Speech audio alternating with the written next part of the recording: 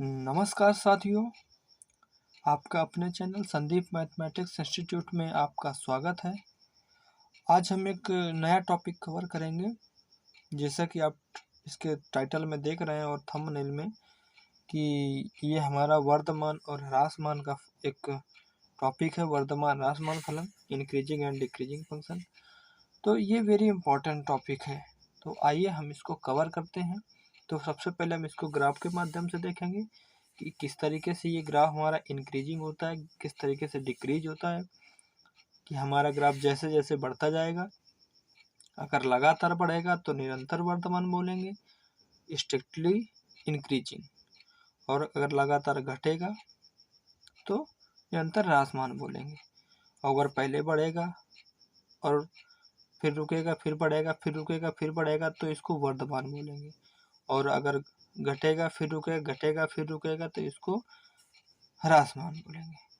और जो बढ़ेगा और घटेगा दोनों चीज़ें होंगी तो उसको हम ना तो वर्धमान बोलेंगे और ना ही ह्रासमान बोलेंगे। तो चलिए आइए शुरू करते हैं ग्राफ के माध्यम से कि हमारा वर्धमान या ह्रासमान फलन क्या होता है। ठीक है, तो देखिए कि जैसा कि मैंने एक ये ग्राफ बनाया,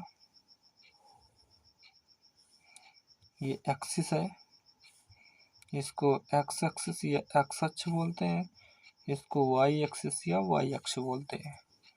और हमने मान लीजिए कि एक ऐसे ये ग्राफ जा रहा है हमारा, ये कंटिन्यू ऐसे ग्राफ जा रहा है।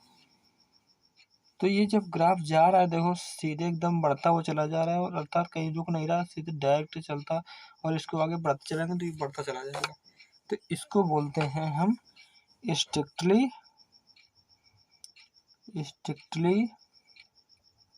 इंक्रीजिंग, निरंतर वर्धमान, क्योंकि ये लगातार बढ़ रहा है। ठीक है, कि जैसे मान लो ये हमारा x1 है और ये लाइन x2 की है, तो x1 पर फलन हमारा या फंक्शन f(x1) हो जाएगा, x2 पर हमारा फंक्शन f(x2) हो जाएगा। तो इसमें क्या दिखा रहा है कि यदि x1 is less than x2 तो जो f(x1) होगा वो भी हमारा लेस देन होगा f(x2) से। इसका मतलब है कि लगातार बढ़ रहा है, ये हमारा निरंतर वर्धमान का हुआ। और देखो ये वाला दूसरा ग्राफ देखेंगे इसी पर सेम पोजीशन पे, ये जैसे हमारा ग्राफ गया, फिर ये सीधा चला, फिर थोड़ा ऊपर गया, फिर सीधा गया, फिर सीधा, मतलब ये कुल मिला के यहाँ पर देखो यहाँ से यहाँ तक तो बढ़ रहा है, फिर यहाँ के बाद स्थिर हो गया, फिर ये बढ़ा, फिर स्थिर हो गया, फिर ये बढ़ा, फिर स्थिर हो गया। तो इसको बोलते हैं इंक्रीजिंग फंक्शन या फिर वर्धमान फलन। कि मतलब ये बढ़ रहा है और कहीं पर स्थिर भी है, बढ़ रहा है, कहीं पर स्थिर निरंतर नहीं बढ़ रहा। तो इसका केस क्या होता है कि जैसे x1 मान लीजिए हमारा ये एक केस है x1 का और ये x2 का है, तो इस पर फंक्शन हमारा हो जाएगा f(x1) और इस पर फंक्शन हो जाएगा f(x2). तो x1 is less than x2, जैसा कि आप ग्राफ में देख भी रहे हैं कि x1 छोटा है और x2 बड़ा है। तो यहाँ से फंक्शन क्या हो जाएगा, f(x1) is less than equal to, यहाँ पे लगेगा f(x2). तो ये हमारा वर्धमान का है। ठीक है, चलिए आगे देखते हैं ह्रासमान वाला। कि जैसा कि ये ग्राफ बना है, ये x एक्सिस ये y एक्सिस है, तो इसमें हमारा ये ग्राफ यूं कंटिन्यू चला जा रहा है। तो इसको हम बोलते हैं क्या, निरंतर ह्रासमान। क्या बोलते हैं, निरंतर ह्रासमान, स्ट्रिक्टली डिक्रीजिंग फंक्शन। लगातार ये घट रहा है। जैसे मान लीजिए ये x1 है, ये x2 है, ये f(x1) है और ये f(x2) है। तो अगर किसी कंडीशन पर, यदि किसी कंडीशन पर x1 मान लो बड़ा है x2 से, x1 बड़ा है x2 से या x1 छोटा है x2 से, तो यहाँ पर f(x1) बड़ा होगा f(x2) से। यहाँ पे ये उल्टा केस कहेगा, तो हमारा कहेंगे ये कैसा है, निरंतर वर्धमान है, निरंतर ह्रासमान, सॉरी। चलिए आगे ह्रासमान का देखते हैं। तो ये जैसे ग्राफ आ रहा है नीचे की ओर, फिर स्थिर हो गया, फिर नीचे गया, फिर स्थिर हो गया, फिर नीचे गया, फिर स्थिर हो गया। तो ये जो हमारा ग्राफ है ये किसका है, डिक्रीजिंग फंक्शन का। मतलब डिक्रीजिंग फंक्शन का मतलब है कि ह्रासमान, ये केवल ह्रासमान है कि ये घट रहा है। और ये वाला तो इसके पहले वाला था कि लगातार घट रहा, तो ये कहीं पर स्थिर भी हो जा रहा है, कहीं पर लगातार घट रहा है, फिर स्थिर हो जाए, फिर लगा रहा है, फिर स्थिर हो जा रहा है। तो ये हमारा इसका, तो इसका क्या केस रहेगा, x1 is less than x2 implies that f(x1) is less than equal to f(x2)। तो जब ह्रासमान की बात आती है तो इक्वल टू, जैसे वर्धमान की बात आती है तो इक्वल टू, निरंतर की बात आती है तो इज ग्रेटर, मतलब वहाँ से रुकता नहीं है। और एक लास्ट वाला फंक्शन है कि जैसे ये मान लो x1 ये x एक्सिस है और ये y एक्सिस है। मान लो कोई फलन ऐसे चला हमारा, ऐसे ऐसे, तो ये देखो पहले यहाँ से ऐसे, यहाँ से पहले देखो हल्का बढ़ने के बाद घटा, ये पूरा घट रहा है, फिर इस तरीके से ये फिर बढ़ रहा है, फिर ऐसे बढ़ता गया, फिर देखो घटता गया। तो ये फलन मतलब बढ़ भी रहा है और घट भी रहा है, तो इसको कहते हैं ना तो वर्धमान,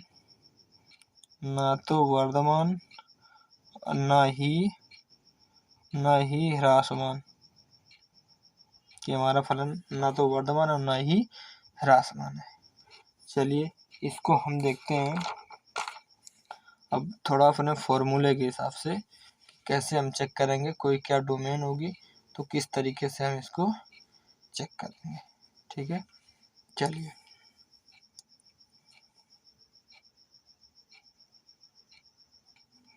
मान लीजिए कि जैसे late y equal to f(x) कोई हमें फंक्शन दिया गया है और इसकी डोमेन है x1, x2, इस तरीके से कुछ इसकी डोमेन दी गई है। तो जो पहला पॉइंट कह रहा है कि इंक्रीजिंग फंक्शन का, पहला पॉइंट है इंक्रीजिंग फंक्शन, वर्धमान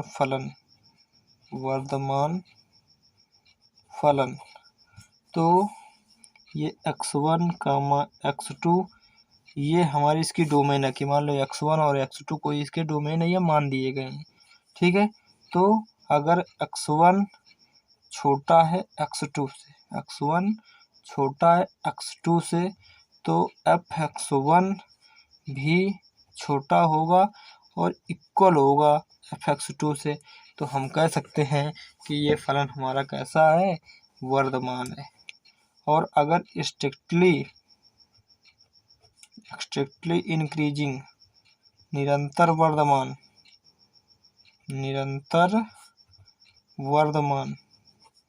तो इसका केस क्या होगा कि इक्वल टू नहीं होगा। इसका मतलब है कि x1 is less than x2, तो f(x1) is less then f(x2), ये इसका केस हो जाएगा निरंतर वर्धमान का, और ये केवल वर्धमान का। दूसरी कंडीशन क्या है, दूसरी कंडीशन इसकी कि डिक्रीजिंग फंक्शन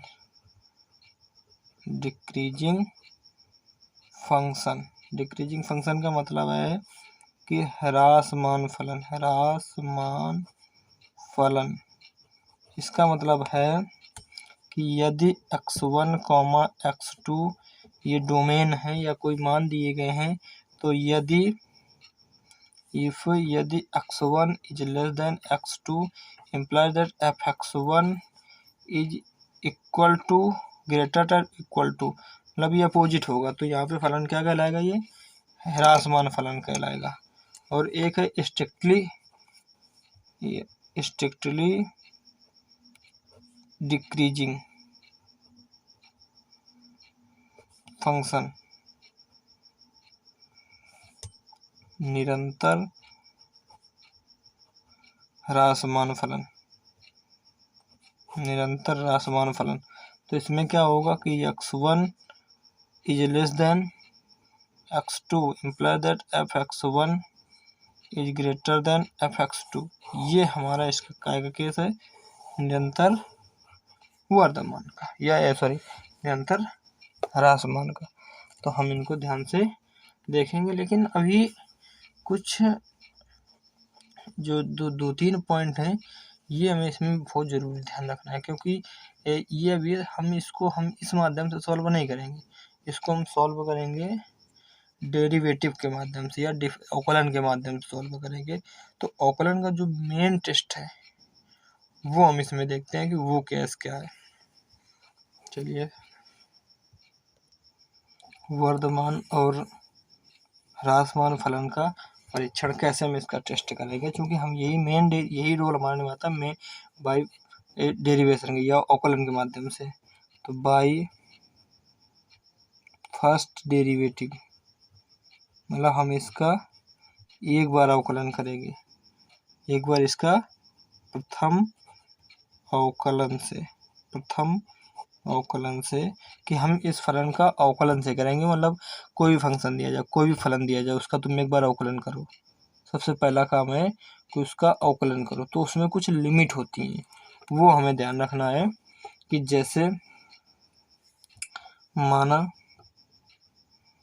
माना f(x) एक सतत फलन है, एक सतत फलन।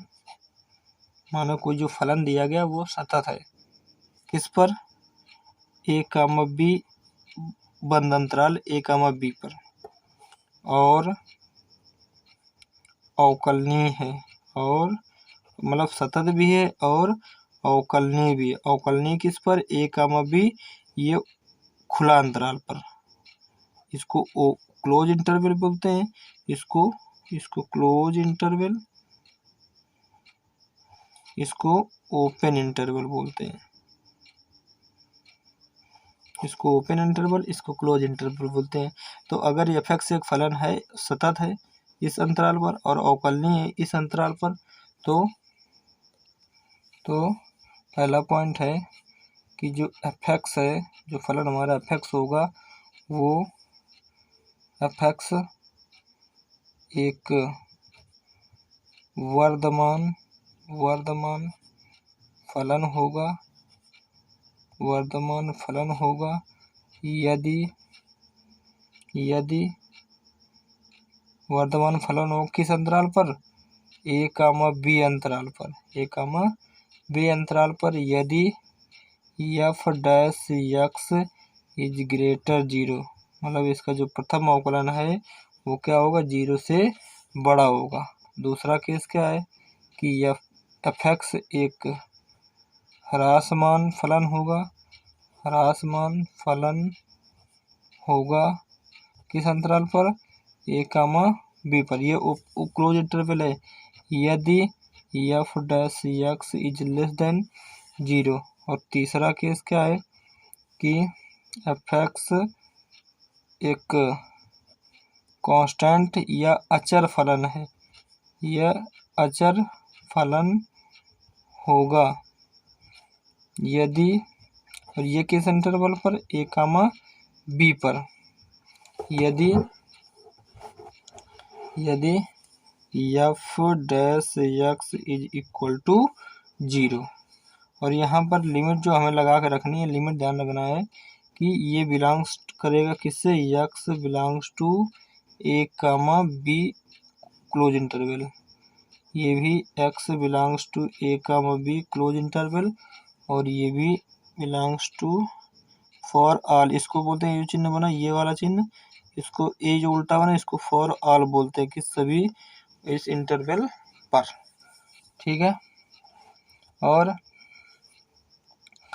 एक इसकी कंडीशन जो अगली कंडीशन रहेगी निरंतर वर्तमान या निरंतर ह्रासमान वाले की, तो इसका रहेगा एफ एक्स एक निरंतर वर्धमान फलन होगा, वर्धमान फलन होगा किस अंतर पर, ए कामा बी अंतराल पर, यदि F dash x is greater than 0 किस अंतराल पर, ए कामा बी खुला अंतराल पर, और एफ एक्स एक निरंतर ह्रासमान होगा, निरंतर ह्रासमान फलन होगा, निरंतर ह्रासमान होगा किस अंतराल पर, ए कामा बी पर, यदि F dash x is less then 0 किस अंतराल पर, ए कामा बी पर।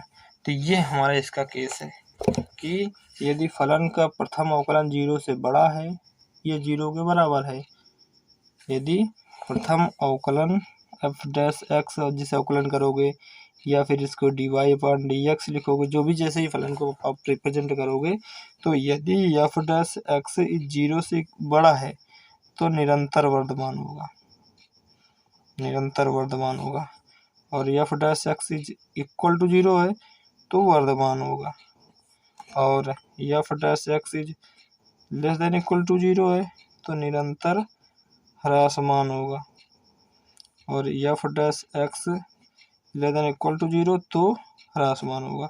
तो बस इन्हीं, अब इसमें सवाल किस टाइप के पूछे जाएंगे, इसे पूछा जाएगा बताओ फलन वर्धमान है, इसे पूछा जाएगा, पूछेगा वर्धमान और ह्रासमान पूछेगा, वर्धमान और ह्रासमान पूछेगा, उसमें कोई अंतराल दिया जाएगा, या फिर अंतराल नहीं दिया जाएगा, फलन दिया जाएगा, तो हमसे क्या पूछेगा, उसमें अंतराल पूछेगा। इसी तरीके के सवाल वो पूछता है, तो हम अगले वीडियो में इसको सवाल को भी कवर करते हैं। तब तक आप इसको देखते रहिए, कोई डाउट हो तो कमेंट करें, शेयर करो और चैनल को सब्सक्राइब करें।